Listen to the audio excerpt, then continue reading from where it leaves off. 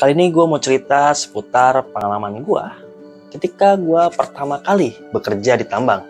Dan gue harap pengalaman gue ini bisa berguna buat teman-teman yang mungkin masih penasaran atau mungkin masih galau terkait kerja di tambang itu ngapain aja sih.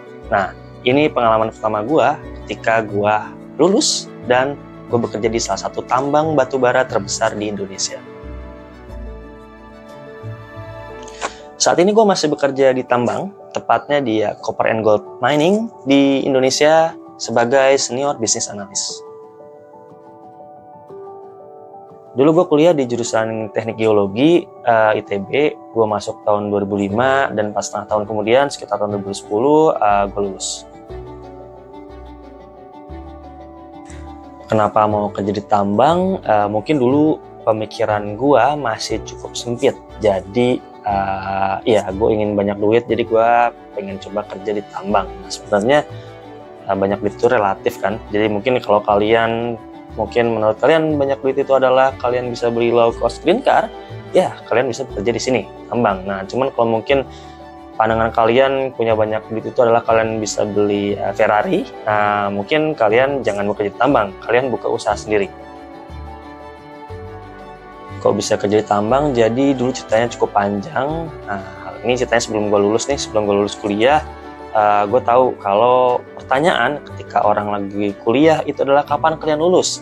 Dan ketika kalian sudah lulus, pertanyaan selanjutnya adalah kerja di mana. Dan itu pertanyaan yang menurut gue cukup gak enak. Dan sehingga gue ketika gue belum lulus, sekitar 6 bulan sebelum gue lulus, pas gue masih zaman gue tugas akhir tuh, gue udah datengin setiap job fair. Itu kalau job fair gue pasti datang, gue coba ngelamar, dan di situ gue ngerasa kalau cari kerja itu memang benar-benar susah karena persaingannya itu ketat banget. Dari universitas gue aja udah ada sekitar 70 orangan lah dari angkatan gue, belum ditambah sama angkatan-angkatan tua yang belum dapat kerja, dan belum ditambah dari universitas lain di Indonesia.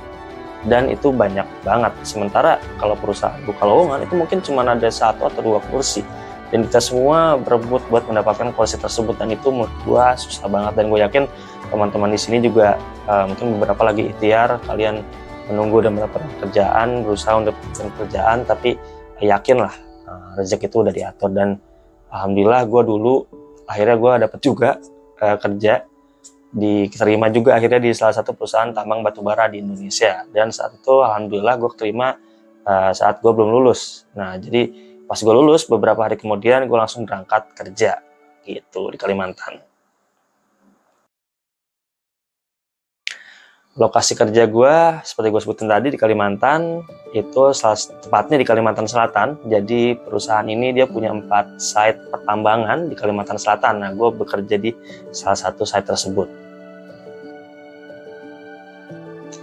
Gue dulu kerjanya sebagai well site geologist. Jadi gue bertanggung jawab pada terhadap pengeboran di perusahaan batubara. Mungkin kalian bingung, kok batubara ngebor? Nah iya, batubara itu memang ngebor juga. Jadi bukan cuma minyak ngebor, batubara ngebor. Cuma bedanya pengeboran di batubara itu saat eksplorasi. Jadi tujuannya kita ingin tahu nih kedalaman batubara itu secara presisi ada di kedalaman berapa. Nah, jadi kita bor.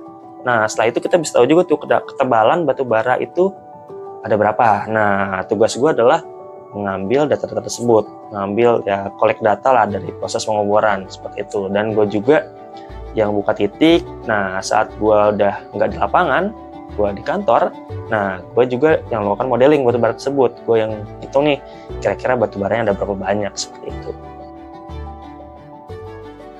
Kerjanya susah atau enggak? Kalau menurut gue kerjanya mungkin gue bisa bilang ini bisa dikerjakan lah sama siapapun, asalkan kalian belajar. Dibilang susah, menurut gue nggak susah. Dapat apa aja ketika gue bekerja di sana? Jelas gue dapat gaji, of course, jelas lah ya. Nah, berikutnya adalah dapat makan, jadi kalian nggak akan kelaparan di sini. Jadi intinya ya selain dapat gaji, dapat fasilitasnya apa aja ya mungkin intinya kalian cukup bawa badan aja lah di sini. Kalau yang bawa badan, kalian nggak keluar uang sebesar itu, bawa badan, datang pulang bawa uang, udah itu aja. Jam kerja gua itu dari jam 8 pagi sampai dengan jam 5 sore. Dan karena gue di remote area, jadi sistemnya itu adalah roster. Jadi gue bekerja 6 minggu, nggak ada libur, full 6 minggu bekerja terus, dan gue dapat libur 2 minggu. Jadi 2 minggu itu benar-benar full libur 2 minggu. Menurut gue yang perlu dipersiapkan sebelum berangkat itu adalah mental. Karena kalian ibaratnya ketika kalian dapat pekerjaan itu ibarat kayak beli kucing dalam karung. Kalian nggak tahu kalian bekerja itu kan seperti apa. Sama gue juga dulu gitu. Ketika gue pertama kali bekerja di Kalimantan ini, gue nggak tahu Kalimantan itu kayak gimana sih. Gimana tempatnya, memang ya cukup harap-harap cemas lah kalian gimana nih posisinya. Nah, dan berikutnya adalah ketika kalian di remote area, gue dulu di remote area itu kerasa banget gimana kalian nge-manage mental kalian.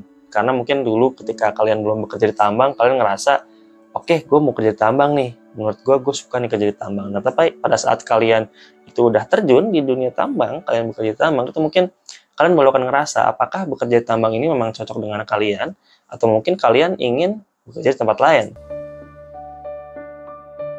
Menurut gue salah satu tantangan terbesar di dunia tambang adalah safety. Karena di sini resikonya itu cukup besar, guys. Taruhannya adalah nyawa kalian dan juga nyawa rekan kerja kalian. Kalian nggak tahu akan terjadi apa, jadi resiko di mana-mana itu bisa ada, dan tentunya tapi kita bisa mengidentifikasi risiko. Nah, di situ kita bisa menghindari atau mengurangi risiko-risiko tersebut. Jadi kita waktu itu lagi menuju salah satu lokasi pengeboran. Nah, gua naik mobil dan di belakang gua ada dozer ikutin mobil gua. Oke. Nah, tiba-tiba dozer gua itu nggak kelihatan. Jadi si dozer ini tiba-tiba hilang lah dari pandangan kita. Kita cek di spion, loh, kok ada dozer, kemana nih? Nah, kita coba cek, ternyata dozernya memang diam. Nah, mungkin kita nggak tahu nih apakah dia kencing dulu atau gimana. Harusnya kan dia bilang dulu, tapi dia nggak. Dia tiba-tiba dozer diem aja. Dan pas kita lihat, si operator dozernya itu dia lagi joget-joget di atas dozernya. Jadi dozer itu ada cerobong asapnya ya. Nah, dia joget-joget di depan cerobong asap. Nah, ini kita orang-orang, ya teman-teman nama yang lain juga kita pada rada aneh juga kan, atau cengar-cengesan juga kan. Ini orang ngapain? Maksudnya kita sama-sama stres, dan masa segitunya sampai harus joget-joget depan cerobong asap gitu kan. Tapi setelah kita lihat lebih detail, ternyata dia itu joget-joget untuk menyelamatkan dirinya. Jadi dia joget-joget di depan cerobong asap sambil dikerubungin oleh tawon, guys. Jadi itu kita panik banget, karena ternyata si dozernya ini dia kayaknya pada saat jalan dia nyenggol pohon, dan di mana pohon itu ada sarang tawonnya.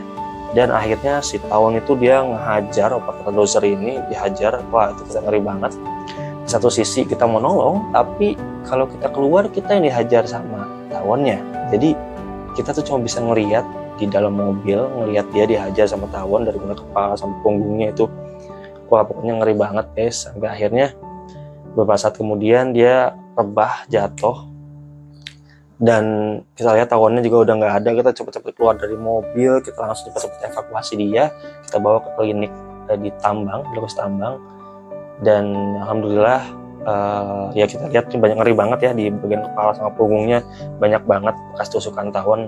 Tapi alhamdulillah beliau selamat, dan akhirnya tidak terjadi hal-hal yang kita tidak inginkan. Dan tantangan berikutnya adalah homesick, karena kalian jelas-jelas jauh lah ya. Mungkin kita biasanya tinggal di kota, gue dulu kuliah di kota, dan ketika harus masuk remote area itu kerasa banget homesick. Kalau zaman sekarang mungkin kalian banyak lah hiburan, kalian punya HP, akses internet, kalian bisa main game, kalian main MOBA, kalian bisa main FPS dan lain-lain, kalian bisa baca buku. Kalau zaman gue dulu enggak, jadi sinyal aja susah, dan kalau kalian kangen keluarga nggak ada video call. Jadi waktu itu benar-benar kerasa banget kalau kangen dengan keluarga dan homesick, dan itu kerasa banget. Jadi gue dulu kerja pertama kali gue datang di site 6 minggu gue kerja, gue menghitung hari itu kerasa lama banget, 30 hari, 35 hari, sampai akhirnya 42 hari gue akhirnya bisa pulang, dan itu gue seneng banget. Jadi Salah satu hal yang paling senang ketika gue bekerja tambang dulu itu adalah ketika gue off. Itu hal yang paling gue senang. Dan pada saat off itu yang gue lucu, itu gue ngeliat lampu stopan itu gue seneng banget. Dan itu nggak pernah gue rasain dulu. Karena ya ngapain, lihat lampu stopan aja senang. Tapi dulu gue bahagia banget, lihat lampu stopan bahagia banget. Dan ngelihat kemacetan itu seru banget. Jadi ngelihat macet nih, yang dulu gue ngedumel kalau macet, dan sekarang gue ngerasa, oh ternyata selama gue bekerja tambang gue akhirnya kangen dengan kemacetan. Dan itu pengalaman gue dulu. Oke, mungkin itu dulu cerita dari gue terkait pengalaman gue bekerja di tambang, dan mungkin gue bakal buat video lagi terkait dengan ya seputar kerjaan gue atau mungkin hal yang bermanfaat buat kalian. Oke, see you guys.